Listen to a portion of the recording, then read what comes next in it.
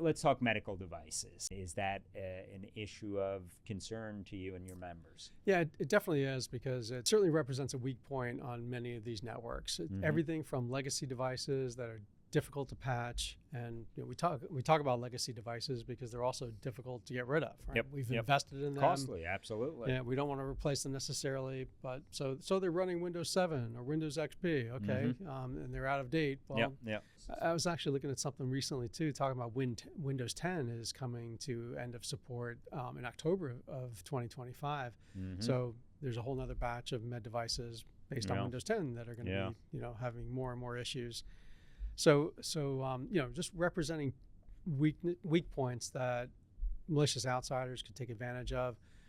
We're constantly finding medical devices just hanging out on the internet, unprotected, exposing patient data that we can alert organizations about and try to get those things cleaned up.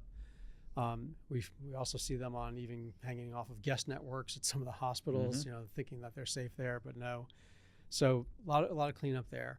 One of the studies that we actually did a few months ago was we actually looked at vulnerabilities that were released about medical devices, looked at the CVEs that were released that were mentioned in those patch updates, and then mapped those up against CISA's known exploited vulnerability, the KEV list, right? The things that bubble up to the top in terms of what's being exploited right now by the bad guys.